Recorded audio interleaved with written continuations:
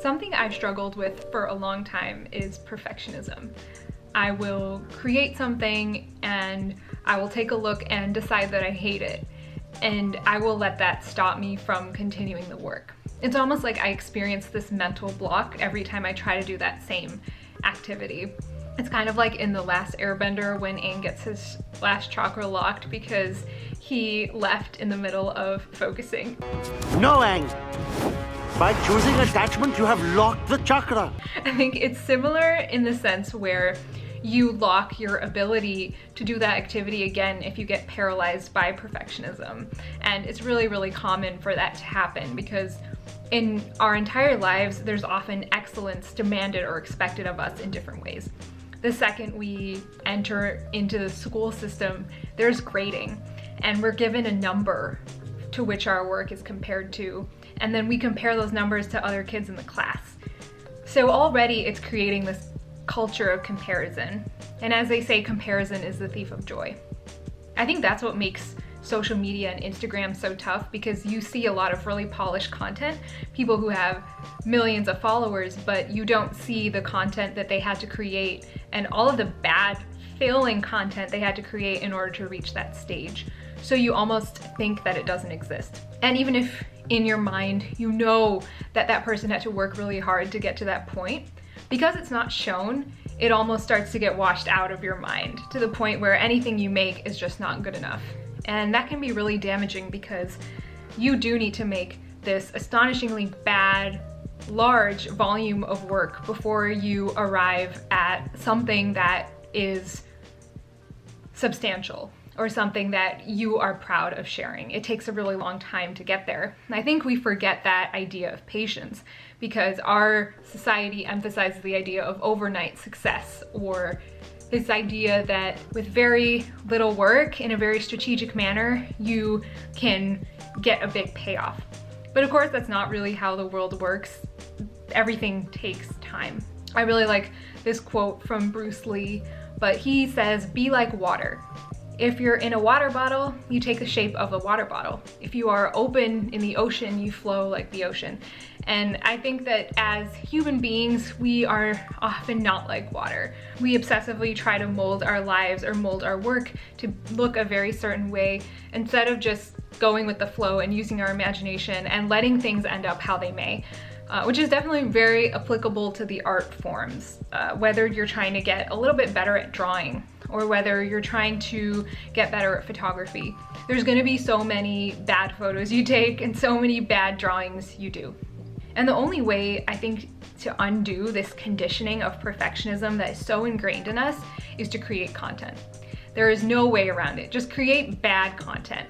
Be really prolific and try to commit to creating something every day. There's this book called Bird by Bird by Anne Lamott that's pretty famous amongst writers, and she says something very similar, where even if it feels like torture to get yourself to sit in front of the computer, in order to finally get out a good novel, you're gonna have to sit down and write it.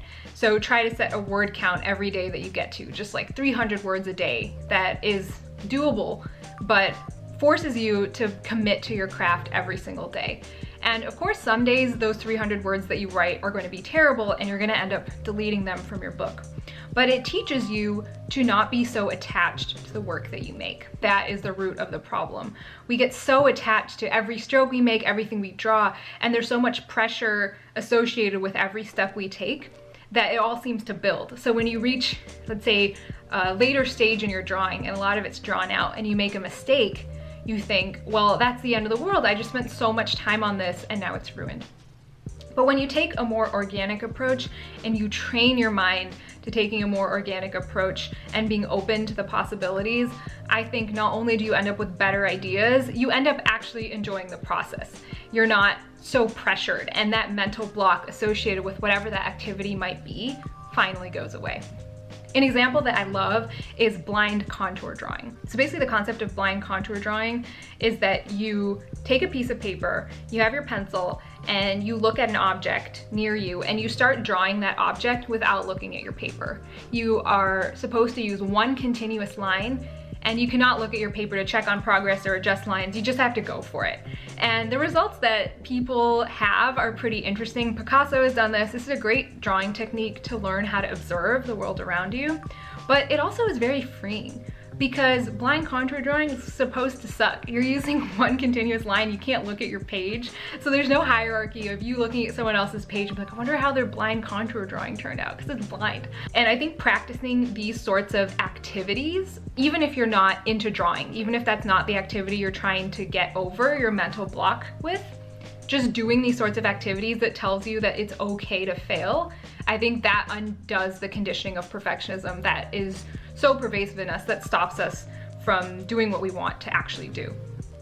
I notice with me, I know that I want to draw more, and I know that I want to paint more and use my time more wisely, but I do end up scrolling through Instagram too much or going on YouTube too much, because in the back of my mind, there's this mental block towards all of those activities, because I know that when I try to start one of them, I have this idea of perfectionism, that I have to make something amazing, but you don't.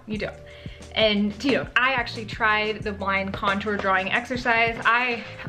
This is the object that I looked at, and this is the drawing that I came up with, and I added some color to it.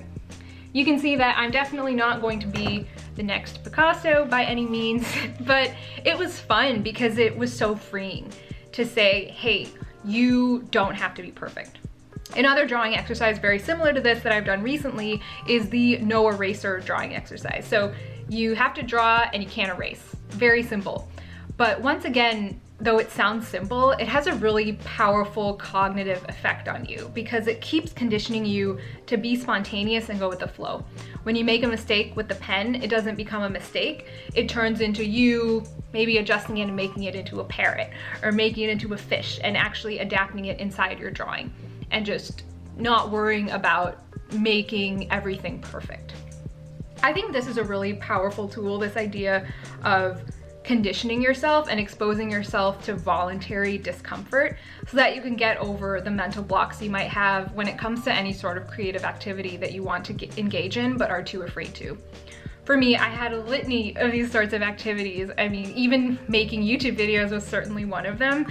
Just imagining the fact that you're going to be on the internet and your face is going to be everywhere. I think that scared me, and it still does scare me, honestly. And I still often think, oh, I could film a video today, but then I'm like, no, I don't have it in me. Because I know that when I start the process of filming, I get very nervous about how it's going to turn out. And I just can't be myself. Even though there's no one else in the room right now, and it's just me and the camera, I am judging myself. So that's another point I have for you, that, behind closed doors, if you're judging yourself, that's really damaging, because then when you actually share out your work and people will potentially judge you, that will crush you because you're already judging yourself. So it's really important to develop a more positive relationship with yourself. And if you have a lot of negative self-talk going in your mind, which I definitely do, try to not tear yourself down. Try to be a really self-compassionate friend to yourself and treat yourself like your best friend would. So when you're starting a new project, say stuff like, hey, you can do this. It's okay if you fail. And hey, even if this sucks, you tried it, and that's what matters. Or even just try to enjoy the process. I think we often forget in a lot of our creative pursuits, with all the pressure that's put on them these days for it to be shareable, we forget to just have fun. And I think when you do have fun, that really comes across in any project that you're doing, because it shows that you're willing to take risks. It shows you're willing to explore. And that's not something that can be said for the perfectionist, which is like me. I am definitely a perfectionist, and I have noticed that tunnel vision towards having such a structured goal, it puts a lot of pressure on you, but it also limits the ideas that you could be exposed to. For the case of writing, for example, if you're trying to write a short story and you have the whole plot fleshed out detail by detail before you start writing, and that's the only way you feel comfortable, you might not wander off into these other plots that could actually be really interesting. I think writing is another example of a really explorative process that shouldn't be you sequentially mapping out every single thing that's going to happen so that you don't have to revise your work. The important part is developing this desensitized view towards your work so that you're not so attached to it and you're willing to just throw it out at a whim. And this is really hard to do, of course. It's really hard to throw out work that you've spent hours on. But I think that practicing this discomfort is what allows us to move past our blocks and allows us to actually make significant progress in our creative pursuits. So that's all I wanted to leave you with today. Just some recommendations to try some of these exercises. Try writing a paragraph in response to a prompt, and don't try to edit. Just write as is. Don't use the backspace at all. Similarly, an exercise you could try is draw, but don't erase. Just draw from your head, don't erase anything, no references. And then in other exercises, perhaps the blind contour drawing, where you're just drawing the object in front of you, not lifting your pencil, not looking at your paper. And these exercises sound so simple, but to me, what they're doing is rewiring your brain to be more okay with failure, to be more okay with spontaneity and organic creations like we were as a kid. I know as a kid, I didn't care how my drawings looked. They looked terrible, and I wasn't comparing myself. I had fun, and that's all that mattered. And I think that we need to get this feeling back into us as adults in order to actually create new creative work. So hopefully this helps you a little bit to take away that conditioning of perfectionism and get started on that creative project that maybe you've been holding off due to some mental blocks, due to that idea that, oh, I'll start tomorrow. And the reason you have that is not because you're a lazy procrastinator, it's because we're scared to fail and we've been conditioned to be that way. But we can change that through just these repetitive activities where, you know, we're not following a recipe, we're not following directions, we're just being organic. And I think there's a lot of fun to be had in that process. Thank you, and I'll see you soon. Take care.